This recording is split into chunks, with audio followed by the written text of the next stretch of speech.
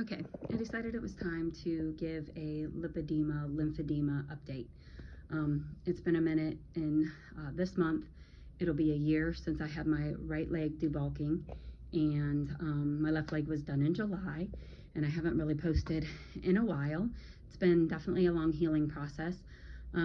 There's some issues, which, you know, with surgeries like this and things of this nature, that's to be expected. But I spoke to my doctor just a couple weeks ago, and we're looking at some of them. A few of them are just basically in the procedure process, and the fact that they do one leg at a time, it can allow them to not be symmetrical when they're done. So I have some issues with that, specifically like I don't know if you can see it, but here we go in the thigh area, like down in here, they didn't get that area. I had my left knee was had surgery, and when they did the surgery there, they removed some fat there from the lipedema fat from inside my knee, but they did not do the right knee. So in all reality, I'm having a lot more knee pain, which really encouraging is that I've seen a difference in my pain level. I have a lot of pain in my hips now. Whoops. Okay. A lot of pain in my hips now, which I always have, but I thought it was like more maybe joint related or stuff like that, like especially when I would sleep. But I didn't have any problem with when I walked a whole lot. And what I'm finding now is because the lipedema fat that has like the nodules type thing is removed from the other parts of my legs, that the areas that it's still at, when I like lay on them or compress them, that is causing me a lot of pain. So I'm up a lot at night due to that. The doctor's doing some research, like he doesn't have like, because I have lymphedema and lipedema components, there's different procedures and ways of going about it. Mine was actually considered a debulking. It's not just a regular liposuction. So there's just slight variations in different things that are involved in that, and with the research and things of that nature. Because at first when they did this right knee, they were told to stay away from right leg, they were told to stay away from the knee.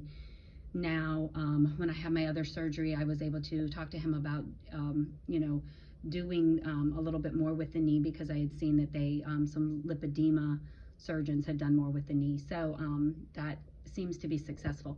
But you can also see here that they kind of missed a whole area in my upper thigh, which I'm pretty self-conscious about, because one of the attributes that as a lipedema patient, and just obviously not knowing I had this my whole life, but recognizing that I had a smaller waist, you know, my hands are small, my feet are small, like normal, but having the issues with all of the fat in my torso and in my limbs, I'm sorry, not in my torso, in my, you know, lower body and in my limbs, that there was just, you know, at least I had like this smaller waist. Well, having this kind of issue here where like there's this big lump, and you know, things that they weren't able to address in my thighs originally the first time. Part of that was they were being really conscientious, because with lipedema, there is a huge thinning of the skin. It has a lot to do with the hormones that are kind of held onto the body, and those lipedema just basically means fluid, fat holding fluid, basically. And so, and we know that there, you know, as more research is going on, there's so much to do with the fact that it is very hormonally related. So our skin, some women are affected differently, but our skin is very thin. And as a result of this, like, I mean, my aging is like not great. I mean, I'm definitely very wrinkly. I've done all the creams, I've done all the stuff. But my skin is super baby soft, but very thin. And so it wrinkles very easily. These are all things that, yeah, they cause me frustration when it comes to cosmetically speaking, like, you know, it can be disheartening.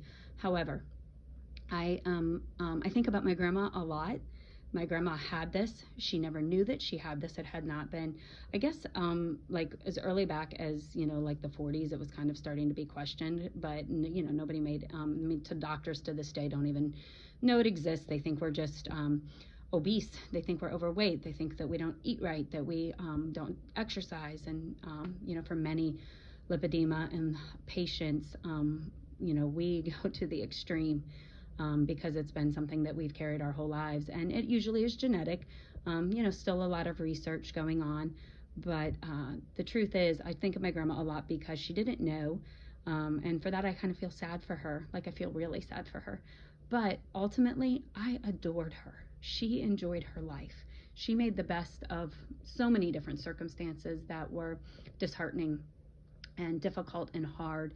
And she kept her focus on Jesus, and she was able to, yeah, I knew she had the saggy arms. I got them too. My granddaughters like to touch them. Not my favorite thing, but, I know that I want them to remember me for far more than just physical. And at the end of the day, I want to be healthy. That is why I continue to pursue. Of course, I want things to look better. That would be great. I've had some arm procedures and they haven't seemed to be really successful. I'm not sure if I'm ready to go a more drastic route. Each thing is a decision. Ultimately, it needs to be based on my health, because we're all in deteriorating bodies, and I want to do what is wise, both financially and physically and emotionally. And so lipedema and lymphedema are a struggle. But that's kind of where I'm at. Possibly some corrective surgeries that shouldn't be as drastic as what I've had done to address some of these issues and hopefully give me some relief of pain in my hips and in my right knee, but to be continued. So there's that. Thanks.